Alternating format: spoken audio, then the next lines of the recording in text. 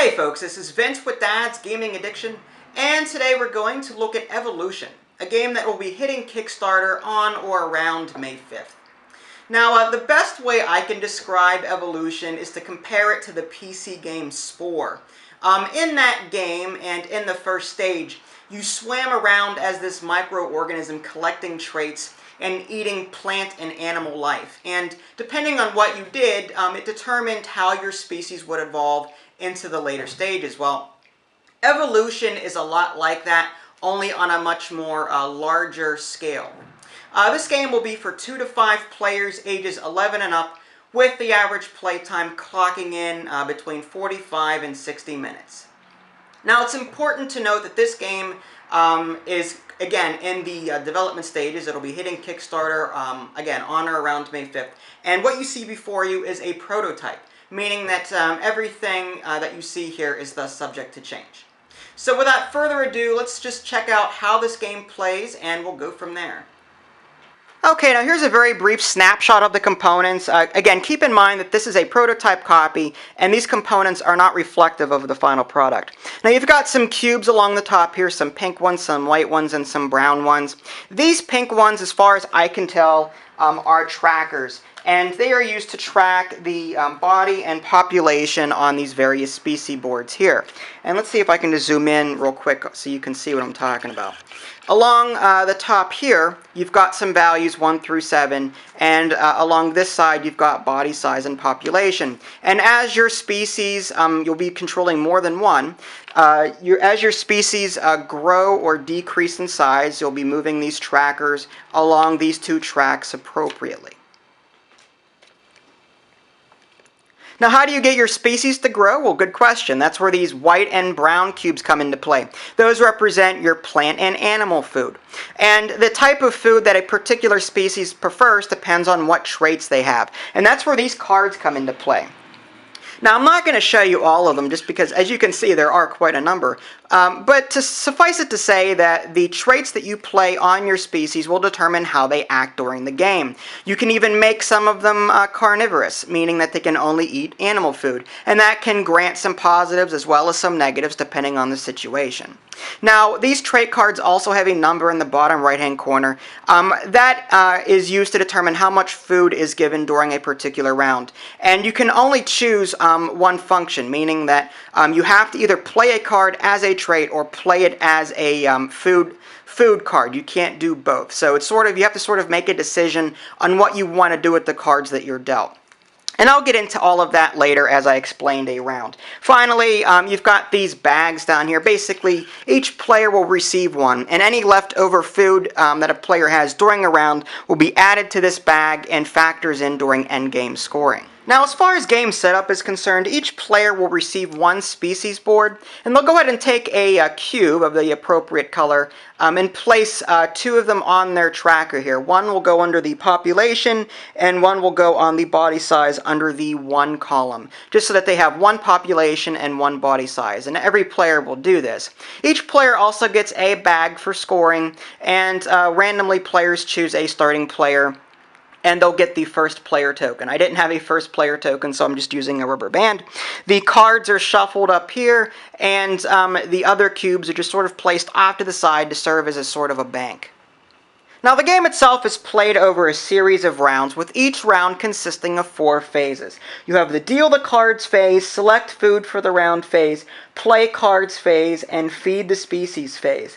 In the first phase, the deal the cards phase, each player will get 3 cards plus 1 for each species they have.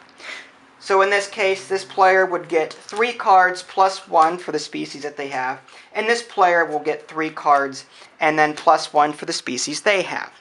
Once players have received the appropriate number of cards, play will move on to the second phase, or the select food for the round phase. Here, each player will choose 1 card from their hand to place face down into the center of the table, and this will serve as sort of a food pot of sorts, which will be sort of resolved later in a round. So let's just say that this player chooses, fat tissue. Again, this particular trait is ignored during this round. Only the bottom right-hand corner number here is observed. But again, this doesn't get resolved till later. So this player will pick 1 card, place that face down, and the other players will do the same. Let's just say that this player doesn't want this unstable DNA card and just wants to use this too. And once all players have placed a card into the center of the table, play moves on to the third phase. Now the third phase, or the play cards phase, basically allows players to play as many cards as they want from their hand in order to do various things. And this will start with the active player. Once the active player is done doing whatever it is they want to do, play will move on to the next player, and then the next player, and so on and so forth. Now, the active player at the time can do a number of different things. They can play a trait from their hand by placing it face down next to their species board, or below it, or above it, whatever the case may be. I don't have a lot of room to work here, so I'm just going to wing it. But if the player can go ahead and choose a trait to attach to their species, they'll play that face down. Another thing a player can do is they can create a new species by discarding a card. They'll just simply discard the card like so, grab the next board from the available pile, and add trackers on the population and the body size under the 1 column. The other thing that a player can do is increase the size or population of a particular species. To do that, they'll have to discard 1 card, place that into the discard pile, but then they'll be able to move either the population or the body size of one of their species up by 1. Now, just to illustrate again, let's just go ahead and play out the second player. Again, this is just for example purposes. I really have no strategy here. Let's just say that this player wanted to go ahead and, I don't know, move their population up by 1 by discarding the symbiosis card. So they'll do that.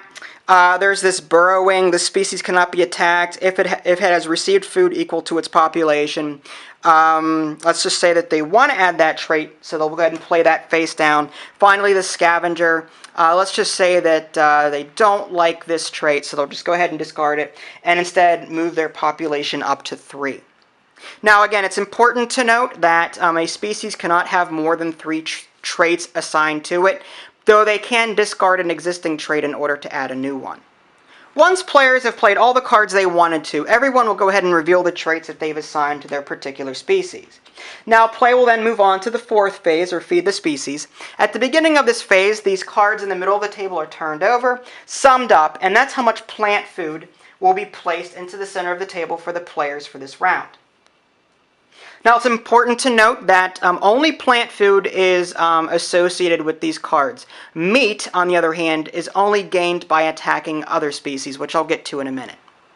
Now, after that's done, players will be trying to feed their species one at a time, beginning with the active player.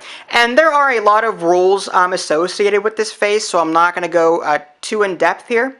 But basically, the active player can either take a plant cube from the center of the table to add to one of their species boards, or they can attack another player. New species are both herbivores and carnivores, so they can do either or. Carnivore-only species have to attack someone else, and they have to do so if they're hungry. So if the other players can defend against an attack, then you may end up attacking yourself, which is bad. Now, this is where body size comes into play. Basically, the attacker and the defender will compare body sizes, and if the attacker has a greater body size, then the defender loses 1 population, and the attacker gains a number of meat cubes equal to the size of the defender. So that's one way that a player can potentially earn some food. And at the end of this phase, the population on these species will go up or down depending on whether or not they were satisfied as far as food goes. A species that loses all of its population is eliminated from the game. And that's pretty much all there is to it. Rounds will continue until the deck runs out, which could occur during a number of different phases. But in the meantime, players will be trying to gain as many species as they can, while at the same time growing them in population and in body size, both to keep them alive and to score some points at the end of the game. Now, once the deck runs out, that does signal the end of the game, and players are awarded points to see who wins. For every leftover cube in a player bag, and again, leftover food occurs or is accrued at the end of Phase 4, but every cube in the player bag is worth 1 point. Every trait assigned to a surviving species is worth 1 point, and a species is worth so many points depending on its population. If the surviving species has, say, a 6 population, it is worth 6 points. All of this will be added up, and whoever has the most points will win the game. And there you have it, a very brief look at evolution. Again, I didn't cover all of the rules in the prototype manual, but hopefully this should give you a good idea as to how the game plays should you decide to support it. Again, the Kickstarter campaign should be starting on or around May 5th, so keep an eye out for it. You can check out my written preview at www.dadsgamingaddiction.com, or you can click on the links in the below description. That'll take you there as well. This is Vince, thanks for watching, and I'll catch you next time.